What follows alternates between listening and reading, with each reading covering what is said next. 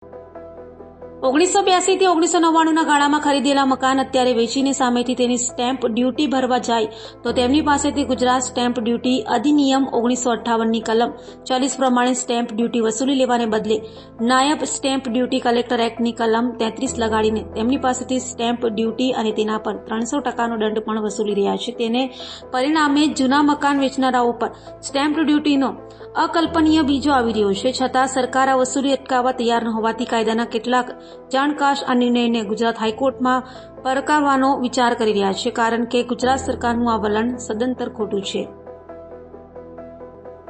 Gujarat stamp duty અધિનિયમ 2025ની કલમ 39(1) અને કલમ 39(2) કરવામાં આવેલા સુધારા પ્રમાણે પાછલી મુદ્દતથી સ્ટેમ્પ ડ્યુટી વસૂલી શકાતી નથી, છતાં દંડની વસૂલી કરે છે। સ્ટેમ્પ ડ્યુટી જે તે વર્ષના દર પ્રમાણે વસૂલ કરવામાં આવે છે તો પેનલ્ટી અત્યારના સુધારા પ્રમાણે વસૂલી શકાય જ નહીં, તેમ કાયદાના નિષ્ણાંતોનું કહેવું છે। 1982માં બજાર કિંમત નક્કી કરવાનો કાયદો પણ નહોતો।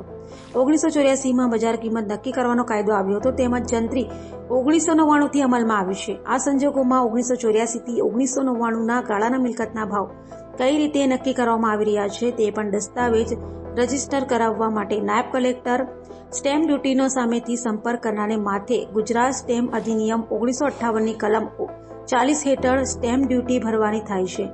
તેથી નાયબ કલેક્ટર સ્ટેમ્પ ડ્યુટીએ કલમ 41ની જોગવાઈ મુજબ દંડ લીધા વિના જ દસ્તાવેજ કરવાનો નિયમ છે, છતાં નાયબ કલેક્ટર કલમ 40ને બદલે 33 લગાડીને લોકોની પરેશાની વધારી રહ્યા છે। ગુજરાત સ્ટેમ્પ એક્ટની કલમ 33માં કરવામાં આવેલી જોગવાઈ મુજબ મિલકતનું વેચાણ કરનારની સહમતિથી દસ્તાવેજના સંદર્ભમાં પુરાવો લેવાનો અધિકાર ધરાવતી વ્યક્તિ અથવા પોલીસ અધિકારી સિવાયની વ્યક્તિ દસ્તાવેજ પર યોગ્ય સ્ટેમ્પ વાપર્યો નથી તો કારણોસર દસ્તાવેજ જપ્ત કરીને નાયબ કલેક્ટર સમક્ષ રજૂ કરે તો જ કલમ 40 લાગુ પડી શકે છે। અન્ય સંજોગોમાં કલમ 33 લાગુ પડતી નથી। આ સ્થિતિમાં અરજદાર સામેથી સ્ટેમ્પ ડ્યુટી ભરવા જાય તો તેની પાસેથી દંડ વસૂલવાની સત્તા જ નથી। બીજું, ગુજરાત સ્ટેમ્પ અધિનિયમની કલમ 33 હેઠળ સ્ટેમ્પ ડ્યુટીની ગણતરી કરવામાં આવે છે તો કેટલા ટકા પ્રમાણે કરવામાં આવ્યું છે તે પણ સ્પષ્ટ જણાવવામાં આવતું નથી। હું દીપક આફ્રિકાવાલા। ગુજરાત સરકારે હમણાં એક પરિપત્ર બહાર પાડ્યો છે કે સ્ટેમ્પ ડ્યુટીની ચોરી કરી હોય અથવા ખોટી સ્ટેમ્પ ડ્યુટી ભરવાની થતી હોય તો તેની ઉપર 4 ગણી પેનલ્ટી લગાવવામાં આવી છે।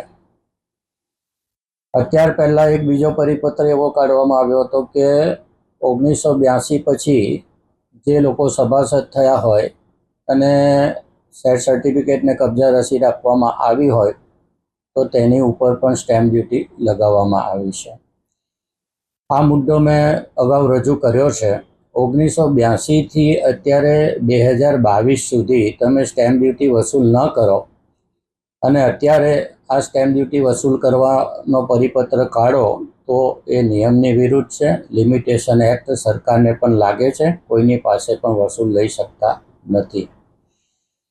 તેમ છતાં પક્ષકારો સ્ટેમ્પ ડ્યુટી ભરવા જાય છે તો સરકારે એવો પરિપત્ર કાઢવો જોઈએ કે તે વખતે જે જમીન ફાળાના બાંધકામ ફાળાના પૈસા જમા કરાવ્યા હોય સોસાયટીમાં તો તે કિંમતને બજાર કિંમત ગણીને તેની ઉપર તે વખતે 4% સ્ટેમ્પ ડ્યુટી હતી તે પ્રમાણે વસૂલાત કરવી જોઈએ।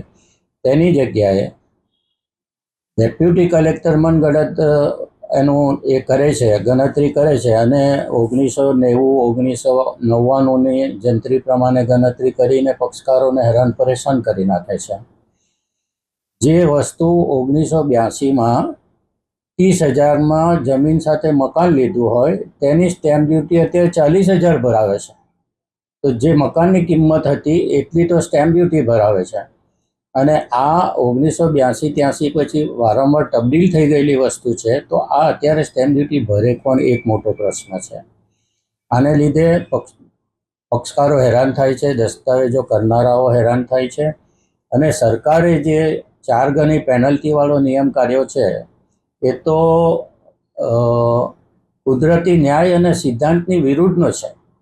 આટલી પેનલ્ટી કોઈ દિવસ કોઈની પાસે વસૂલ લઈ શકાતી જ નથી। વધારેમાં વધારે જેટલી સ્ટેમ્પ ડ્યુટી ભરવાની થતી હોય એટલું જ પેનલ્ટી લઈ શકાય, એનાથી વધારે લઈ શકાતી નથી। આ બધી બાબતો મેં મુખ્યમંત્રીશ્રી અને મહેસૂલ મંત્રીશ્રીને લખીને મોકલી છે. એનું આવેદનપત્ર પણ મેં આજે કલેક્ટરશ્રીને આપ્યું છે અને કલેક્ટરશ્રીને પણ વિગતવાર સમજાવ્યું છે કે આ સ્ટેમ્પ ડ્યુટીને કારણે લોકો હેરાન થાય છે. પબ્લિકમાં હોહાપો જાગી ઉઠ્યો છે, વકીલો પણ હેરાન થઈ ગયા છે. તો આ બાબતે મુખ્યમંત્રી અને મહેસૂલ મંત્રી ઝડપથી નિર્ણય લે એવી અપેક્ષા સાથે મેં રજૂઆત કરી છે.